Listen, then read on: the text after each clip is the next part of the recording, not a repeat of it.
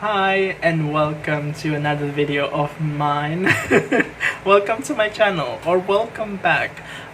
So this is a tag video. This is the reading goals tag, and I was tagged by Ros from Scallydandling about the books, and this tag was started by Ros Scallydandling, and I think it's kind of interesting. I actually seldom do Tag Tuesday, and I thought since it happened to be Tuesday today, I thought, why not?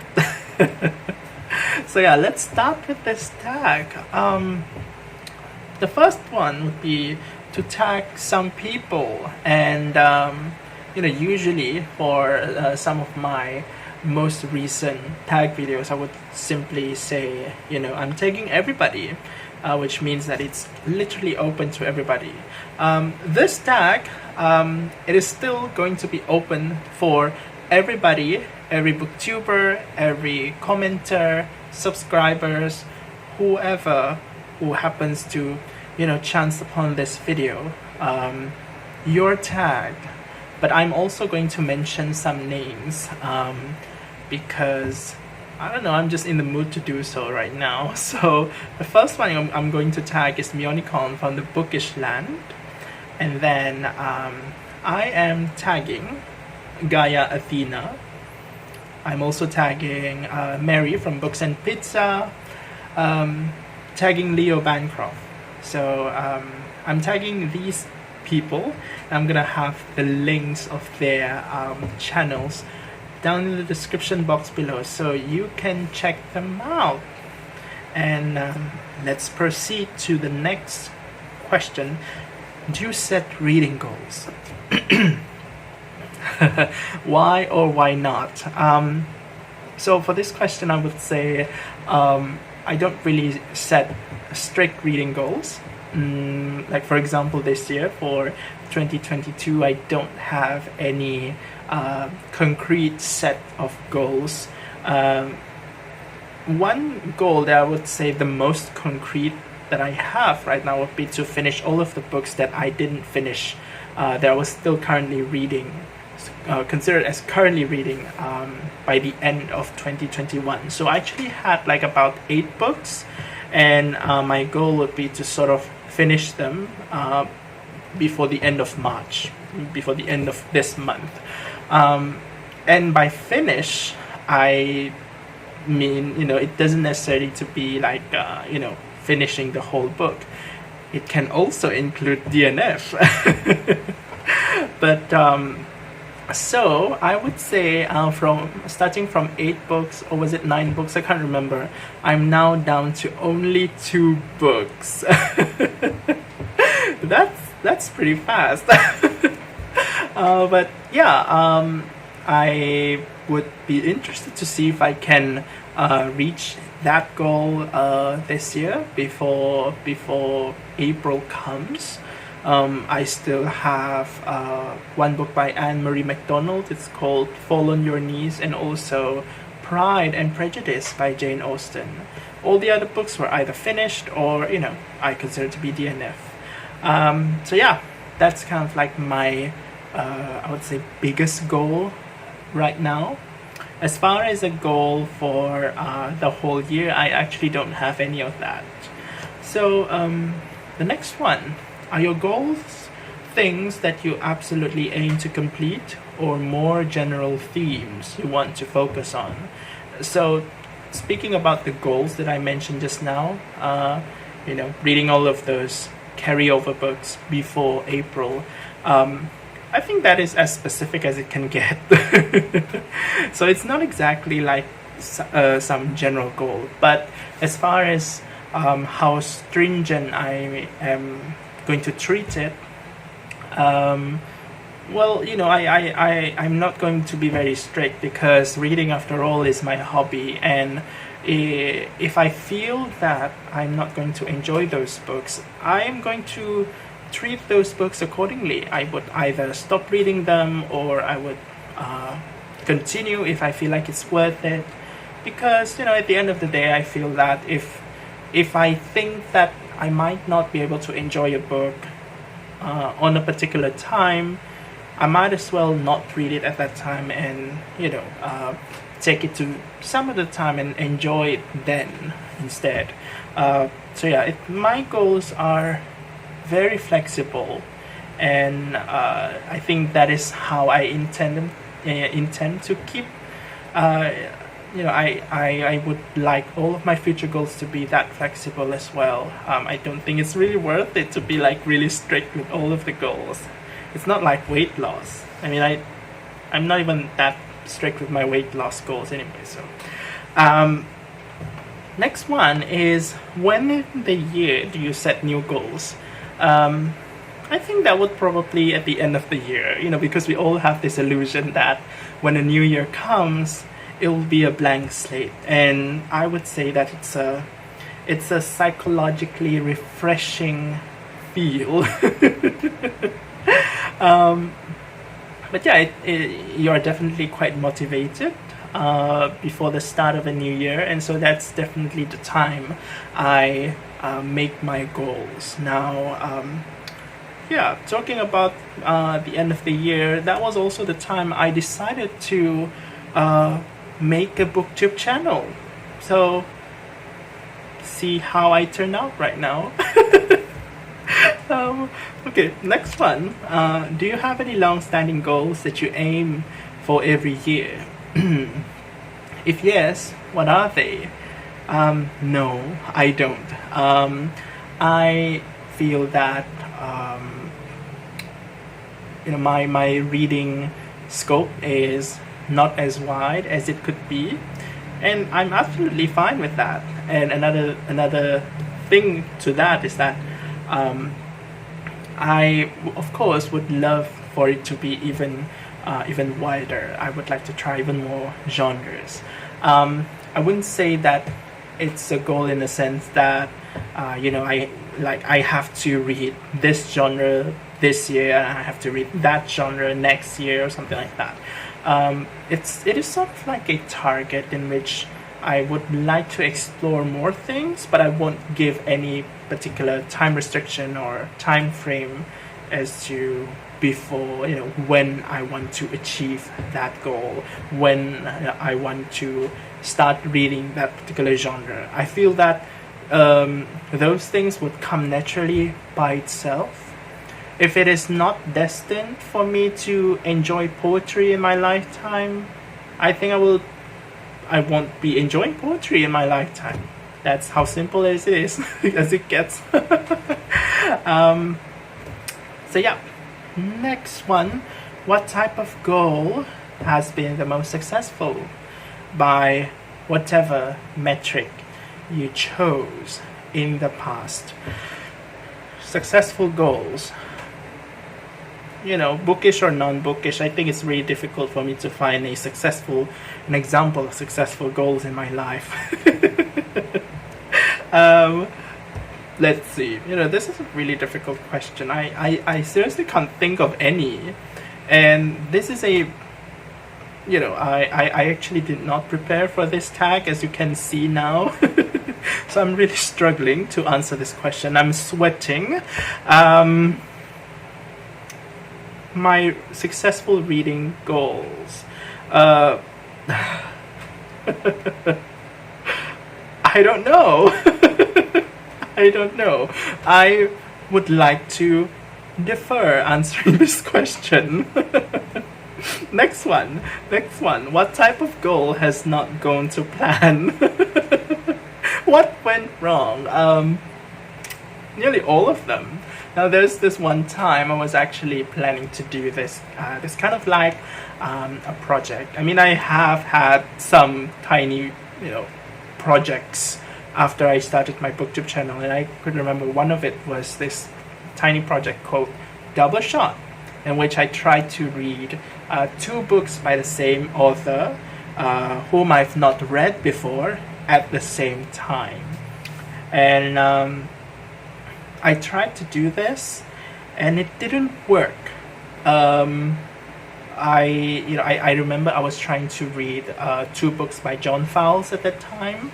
I wanted to read The Collector and The French Lieutenant's Woman at the same time. but I only ended up finishing The Collector, and the other book I did not read, or rather I did not, I did not continue beyond the first few pages because I sort of was just not at at the right headspace for those books at that time. I thought The Collector was kind of nice, but I guess maybe it was a wrong time to read that book, and so I wasn't really able to appreciate it very well. And so I'm still interested to read The French Lieutenant's Woman, but probably not now. Maybe we'll see sometime this year. Perhaps I'm going to have like a major life change this year. Stay tuned for that. But yeah, probably after that life change, I might have an announcement video, or I might not, So that's one goal. Another goal would be to read more Malaysian books. Then again, that does not have a concrete target, so I wouldn't, I didn't say something like, I didn't set that I have to read such and such number of Malaysian books before the year ends. And going back to the previous question, I would say that this probably was fairly successful. I read some Malaysian books last year. I read what was the book called? The Weight of Our Sky by Hanna Alkaf. And that sort of doubles as my other other reading target, which was to read YA as well. I don't think that I've read a lot of YA so far, but that certainly counts. I love that. I also read what else? I read more another book by Shili Kao last year, which was also great. I read one book by Prita Samarasan, but I sort of DNF'd that one, so I'm not sure if that really counts. I think it sort of counts, 50%. The book's title is Evening is the Whole Day. So yeah, it was something that happened last year. And what else? I also DNF something by Tash O. So probably will read more of his stuff this year also. So yeah, those are just kind of like some of the examples of goals that are not met and halfway met. Fully met, I'm not sure if that really exists. So next one. Do you change your goals based on how the last reading year has gone? Yes, I definitely do. Considering the fact that I don't have a concrete goal or goals to start with, and of course my target is going to always be changing depending on my mood, depending on my life circumstances, depending on my taste, depending on the weather. So many things can affect my goals. So yeah,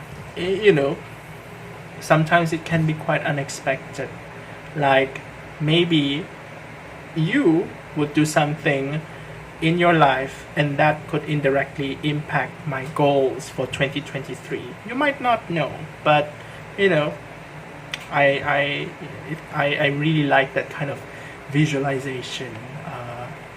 The butterfly effect. Is that what it's called? Yeah, something like that. You may affect my goals. Do you track your reading goals? No. If so, how? Now, talking about tracking, I do set the number of books that I want to read on my Goodreads page. I can't remember what number I set last year. I think it was 71.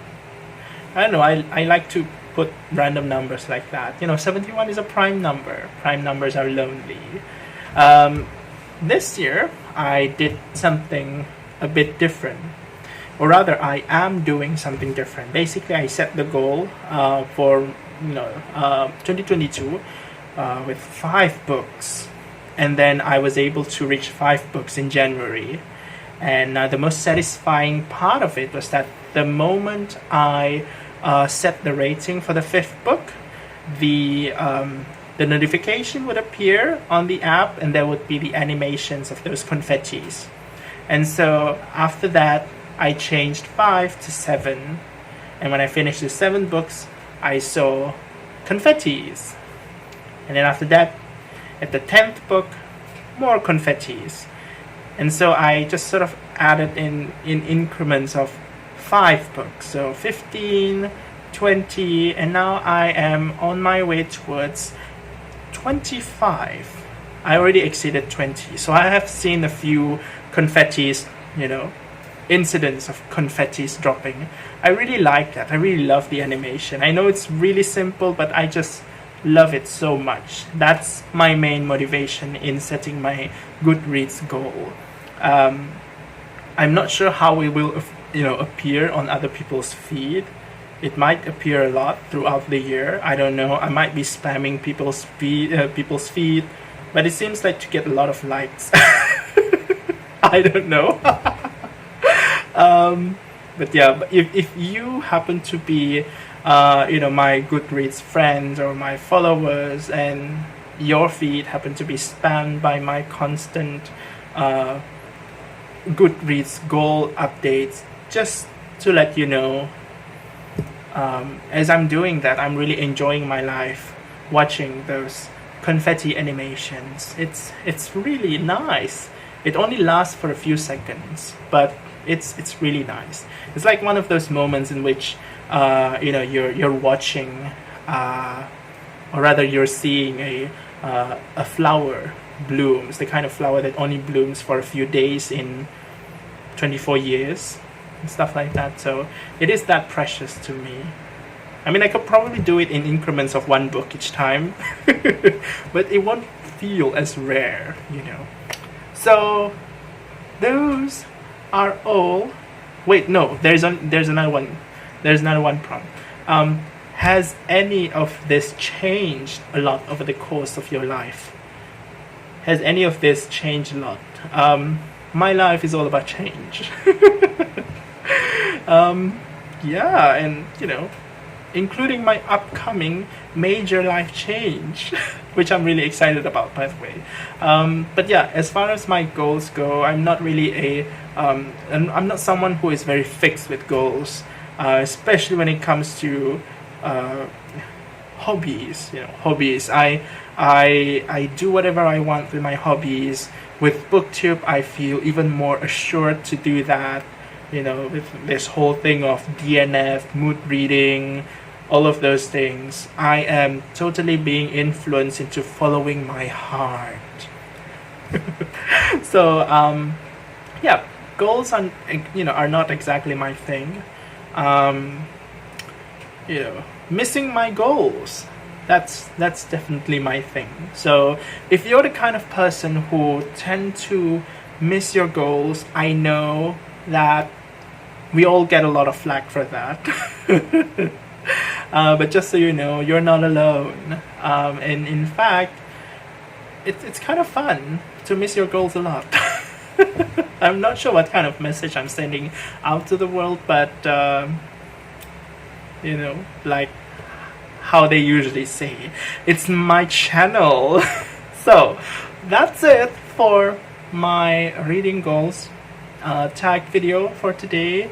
I'm not sure what I'm going to do next. I'm going to end this video, and I'll see you again in a different one. So until then, take care.